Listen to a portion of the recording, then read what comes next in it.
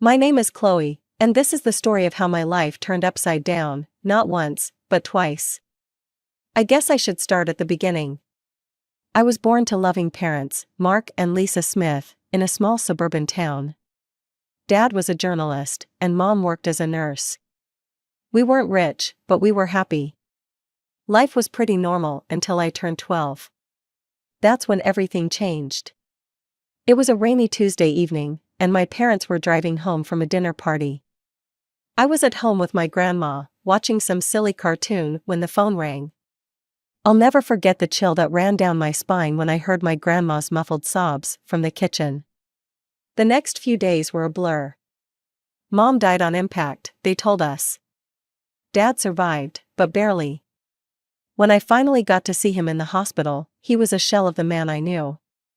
His legs were crushed, and the doctors said he'd never walk again. "Chloe," he croaked, reaching for my hand. "I'm so sorry, sweetie. I'm so sorry." I didn't understand why he was apologizing. It wasn't his fault some drunk driver had plowed into their car.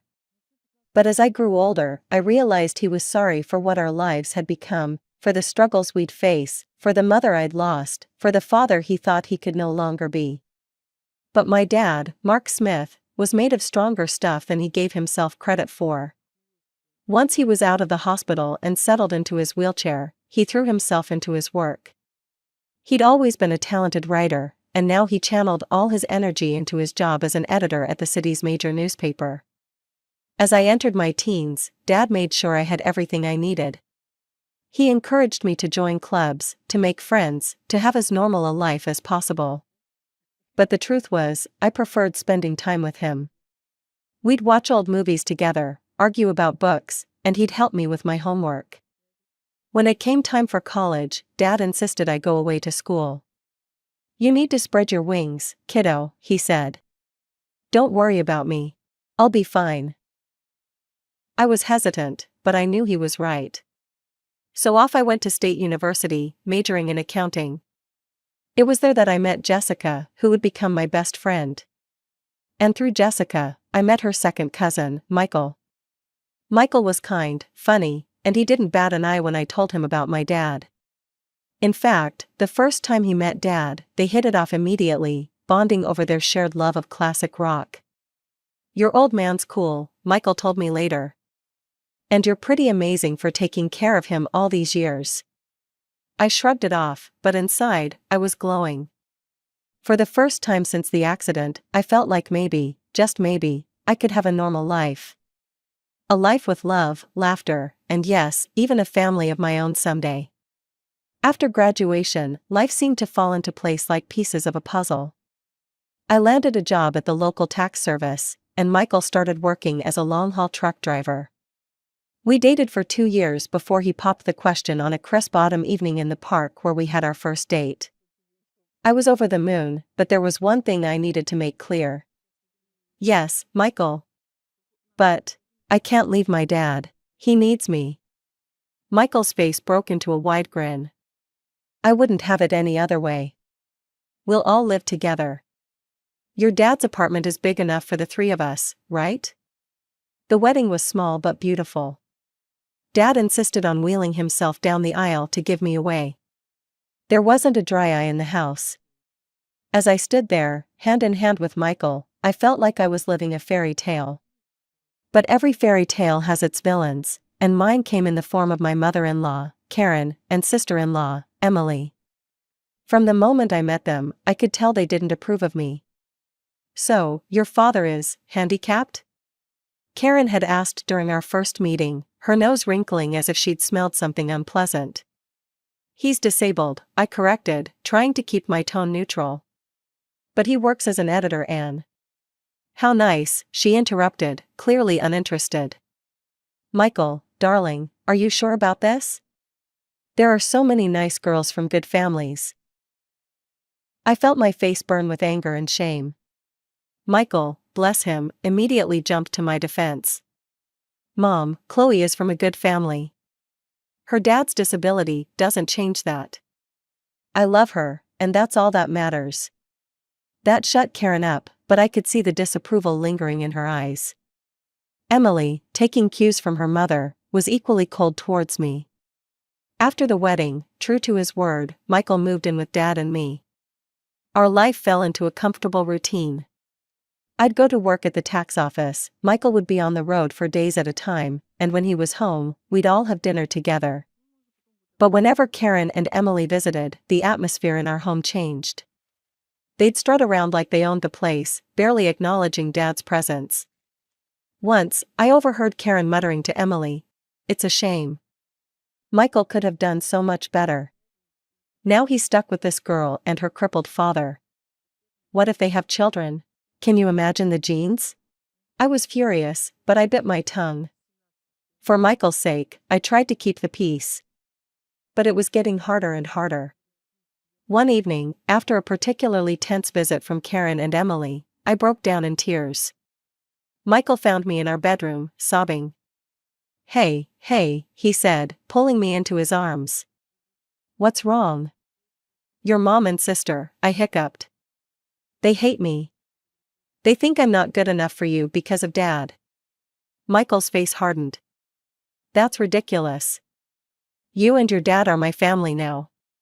If they can't accept that, it's their problem, not ours." His words comforted me, but I couldn't shake the feeling that this was just the beginning of our troubles with Karen and Emily.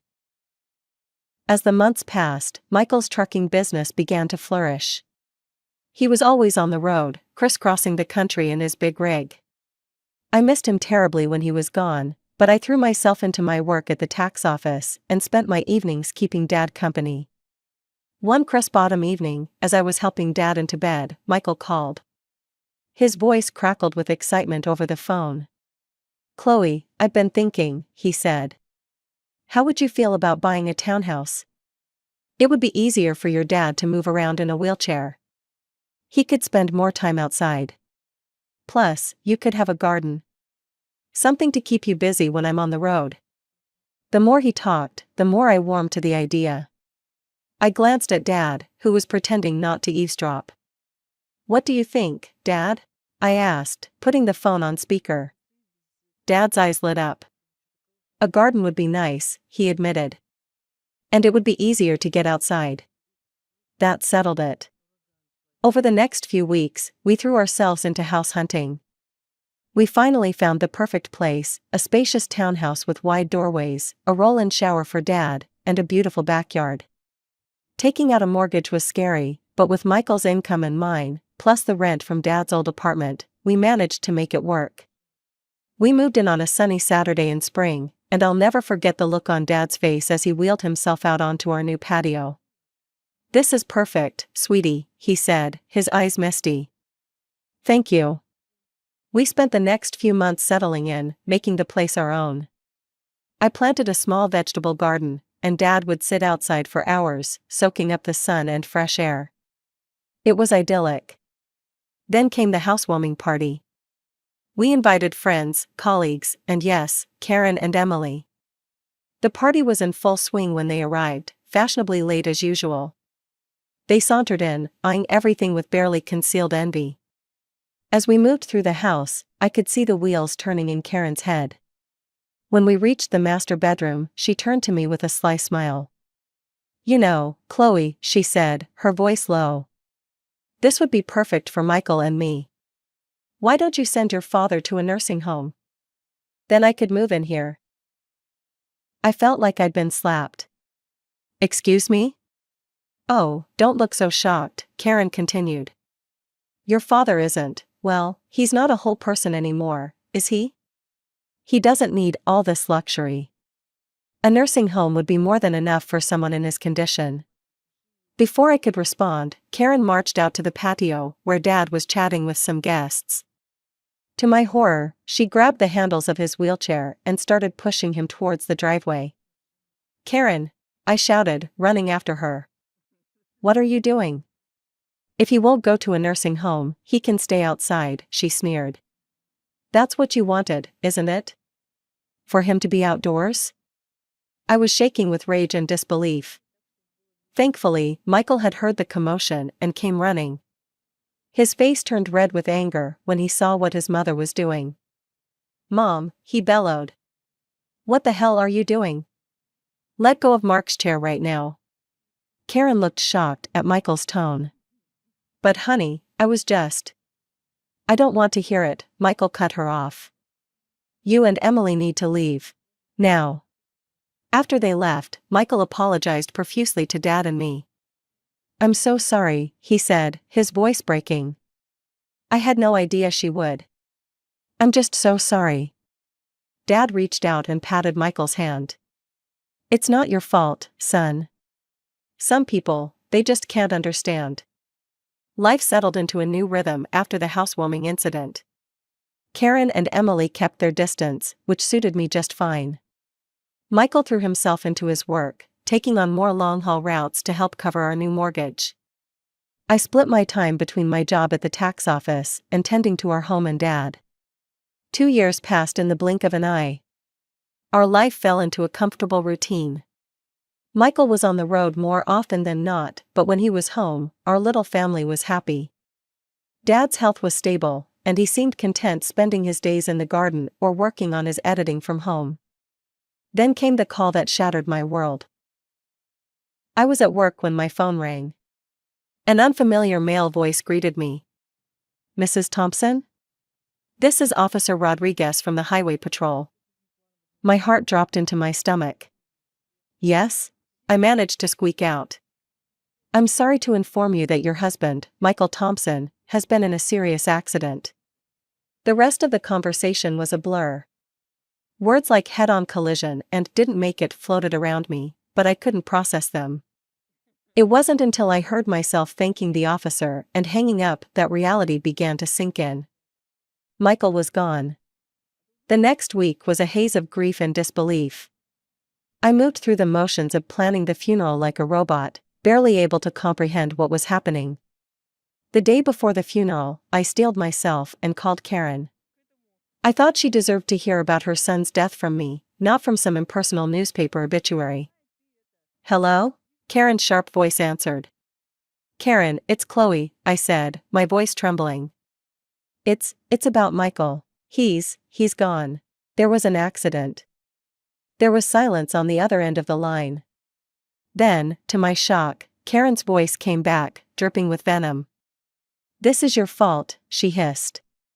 You forced him to work so hard, driving that truck to pay for your fancy house. You killed my son. I was stunned. Karen, that's not. Save it, she snapped. I expect you to give him the best funeral money can buy. But don't expect a penny from us. You made your bed, now lie in it. The line went dead. I stood there, phone in hand, tears streaming down my face. How could she be so cruel? How could she blame me for this? The day of Michael's funeral dawned gray and drizzly, matching my mood perfectly. The church was packed. Michael had been well liked in the community, and it seemed like half the town had turned out to pay their respects. After the service, as people filed past to offer their condolences, I was struck by the absence of Michael's mother and sister. They hadn't even bothered to show up to their own son and brother's funeral. Dad reached out and squeezed my hand. Their loss, sweetie. We're family, and we'll get through this together. As we pulled into our driveway, something seemed off. The lights were on in the house, which was strange, because I was sure I'd turned everything off before we left. Did you leave any lights on, Dad? I asked, frowning. He shook his head. No, I don't think so. As we got closer, I could see movement inside the house. My heart started racing. Were we being robbed? On the day of Michael's funeral, no less? I helped Dad out of the car and into his wheelchair, my mind racing. Should I call the police? But as we approached the front door, I heard familiar voices inside. My blood ran cold as I recognized them. I pushed open the door to find Karen and Emily in our living room, surrounded by boxes and pieces of furniture. What the hell is going on here? I demanded, my grief momentarily forgotten in the face of this outrageous intrusion. Karen turned to me, her face a mask of false sympathy. Oh, Chloe, dear. We're just helping you pack up. After all, you can't possibly afford to keep this place now that Michael's gone. I was speechless. Emily chimed in, her voice sickeningly sweet. Don't worry, you can go back to your father's apartment. It's cozy. I could feel the rage building inside me. Get out, I said, my voice low and dangerous. Get out of my house right now. Karen had the audacity to look offended. This house belongs to us now. All of Michael's property does. We're his real family, after all. Like hell you are, I exploded. Where were you today? At his funeral? Oh, that's right, you couldn't be bothered to show up. Karen waved her hand dismissively. We were busy making arrangements. Now, be a good girl and start packing. We'll need you out by tomorrow. I couldn't believe what I was hearing. These women hadn't shed a tear for Michael, hadn't even attended his funeral, and now they were trying to kick us out of our home? I'm calling the police, I said, pulling out my phone. Karen and Emily exchanged worried glances. They clearly hadn't expected me to fight back. Now, Chloe, Karen began, but I cut her off. No. You have exactly 5 minutes to get out of my house before I call the cops. This is my home. Michael and I bought it together. You have no right to be here. Maybe it was the steel in my voice, or the fire in my eyes, but Karen and Emily finally seemed to realize they'd gone too far. They gathered their things and left, but not before Karen turned to me with a sneer. This isn't over, Chloe. You'll be hearing from our lawyers. The days following Michael's funeral were a blur of grief, anxiety, and paperwork. I threw myself into sorting out Michael's affairs, partly to keep busy and partly out of fear that Karen and Emily would try to swoop in and take what wasn't theirs. A week after the funeral, I received a call from a local law firm. My heart raced as I answered, fearing it was Karen making good on her threat of legal action. Mrs. Thompson, a crisp, professional voice asked. This is James Anderson from Anderson and Partners. I'm calling regarding your late husband's will. I felt a glimmer of hope. His will? I didn't know he had one. Yes, ma'am. Mr. Thompson came to see us about 6 months ago. He asked that we contact you in the event of his passing. I scheduled an appointment for the next day, my mind reeling. Why hadn't Michael told me about this? What did it mean? The next morning, I wheeled Dad into Mr. Anderson's office. The lawyer greeted us warmly, his kind eyes crinkling at the corners. Mrs. Thompson, Mr. Smith, thank you for coming in, he said, gesturing for us to settle near his desk. I'm sorry for your loss. Mr. Anderson opened a file on his desk. Now, as I mentioned on the phone, your husband came to see us to draft his will. He was very clear about his wishes. I held my breath as Mr. Anderson began to read. I, Michael Thompson, being of sound mind, do hereby bequeath all my worldly possessions to my beloved wife, Chloe Thompson. I gasped. Dad's grip on my hand tightened. Mr. Anderson continued, this includes our home, my truck, and all our savings. It is my wish that Chloe use these resources to care for herself and her father, Mark Smith, whom I have come to love as my own. Tears were streaming down my face now. Even from beyond the grave, Michael was taking care of us. There's more, Mr. Anderson said gently. Mr. Thompson left a letter for you. He handed me an envelope. With shaking hands, I opened it and began to read. My dearest Chloe. If you're reading this, it means I'm gone. I'm so sorry for leaving you and Mark. Please know that you two were the best thing that ever happened to me. I made this will because I know how my mother and sister can be. I didn't want to worry you, but I needed to make sure you and Mark were protected if anything happened to me. You're my real family, Chloe. You and Mark. Not them. Take care of each other. Live your lives to the fullest. And know that I'll always be watching over you. All my love, Michael. I clutched the letter to my chest, sobbing. Dad was crying too, his weathered hand patting my arm. Mr. Anderson gave us a moment before speaking again. Mrs. Thompson, there's one more thing. Your husband's truck was insured. Given the circumstances of the accident, the insurance company will be paying out the full value of the policy. I looked up, sniffling. What does that mean?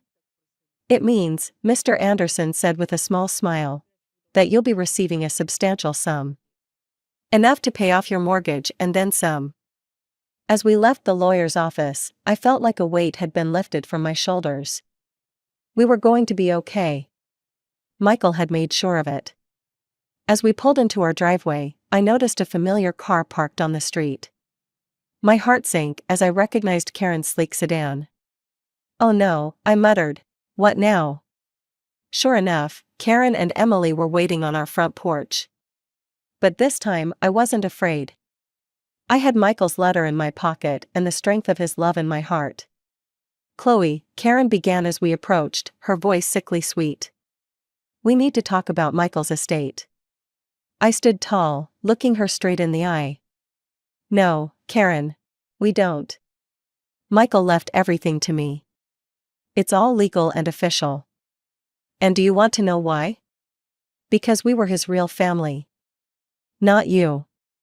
Now, please leave. You're trespassing on my property. For once, Karen was speechless. Emily tugged at her arm, whispering urgently. With one last venomous glare, they got in their car and drove away. The weeks following our meeting with the lawyer were a whirlwind of activity. I threw myself into settling Michael's affairs, grateful for the distraction from my grief. The insurance payout came through, and true to Mr. Anderson's word, it was enough to pay off our mortgage, with plenty left over. One afternoon, as I was going through Michael's desk, I came across a small notebook. Curious, I opened it and found pages filled with his messy scrawl. It was a journal of sorts, filled with his thoughts and plans for our future. Thinking about starting a college fund for our future kids, one entry read. Want to make sure they have the best start in life. My heart clenched. We had talked about having children someday, but had decided to wait until we were more financially stable. Now, reading Michael's private hopes and dreams, I felt a fresh wave of grief wash over me. Oh, Michael, I whispered, clutching the notebook to my chest. We had so many plans. That night, I tossed and turned, unable to sleep. My mind kept drifting to the journal, to the future we'd never have. When I finally drifted off, I dreamed of Michael. He was smiling, holding out his hand to me. It's okay, Chloe, he said in my dream. Everything's going to be all right. I woke up the next morning feeling different. I couldn't quite put my finger on it, but something had changed. As I got ready for work, a wave of nausea hit me. I barely made it to the bathroom in time. But as the days went by, the morning sickness persisted. At first, I chalked it up to stress and grief. But a small voice in the back of my mind whispered another possibility. Finally, after a week of this, I found myself standing in the pharmacy aisle, staring at pregnancy tests. With trembling hands, I bought one and hurried home. The 3 minutes I waited for the result were the longest of my life. When I finally looked at the test, I saw 2 clear blue lines. I sank to the bathroom floor, a mix of emotions overwhelming me. Joy, fear, grief, hope, they all swirled together in a dizzying cocktail. Chloe? Dad's voice came through the door. Everything okay in there? I opened the door, tears streaming down my face. Dad's expression immediately changed from concern to alarm. What's wrong, sweetie? He asked. I held up the test, my hand shaking. I'm pregnant, Dad. I fell into his arms, sobbing. He held me, stroking my hair like he used to when I was a little girl. It's okay, he murmured. It's going to be okay. You're not alone, Chloe. And this baby is a gift. A piece of Michael that will live on. His words struck a chord in me. This baby was a part of Michael, a continuation of our love. Suddenly, the fear began to recede, replaced by a fierce determination. You're right, I said, wiping my eyes. This baby is a gift. And we're going to be okay. Dad smiled, his eyes crinkling at the corners. That's my girl. Now, let's get you something to eat. You're eating for two now, after all. As we made our way to the kitchen, I felt a sense of hope blooming in my chest. Yes, the road ahead would be challenging. But with my father by my side and Michael's child growing inside me, I knew we could face anything. As my belly grew with our child, I found strength I never knew I had. Dad was my rock, always there with a kind word or a helping hand. We settled into a new routine, just the two of us, eagerly anticipating the arrival of the newest member of our little family. One sunny afternoon, as I was tending to the garden Dad and I had planted together, I heard a car pull up.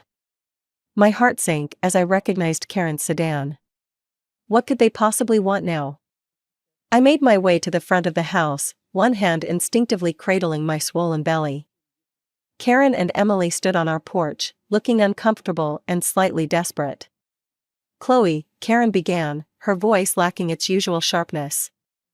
We need to talk to you." I raised an eyebrow but said nothing, waiting for her to continue. Emily chimed in, her eyes darting around nervously. "We've hit some hard times. We were wondering if we could stay in your father's old apartment. Just until we get back on our feet." I couldn't believe what I was hearing. After everything they'd put us through, they had the audacity to ask for more? "I'm sorry," I said, my voice firm but calm. "That's not possible. I don't want to communicate with you anymore." Karen's eyes narrowed as they fell on my pregnant belly. Her face contorted with a mix of shock and disgust. You're pregnant?" she spat. "Already? You little prostitute. I can't believe you've already found a new man. Michael's body isn't even cold in the ground." I felt a surge of anger, but I pushed it down. I didn't make excuses and say that it was Michael's child. I didn't want my baby to have such a grandmother and aunt. Instead, I smiled, a small, secretive smile that seemed to unnerve Karen even more. "My personal life is none of your concern," I said calmly. "Now, I think it's time for you to leave." Karen looked like she wanted to say more, but something in my expression must have stopped her. She turned on her heel, grabbing Emily's arm. I watched as they drove away, feeling a sense of peace wash over me. I had stood my ground, protected my family, and maintained my dignity. Michael would have been proud.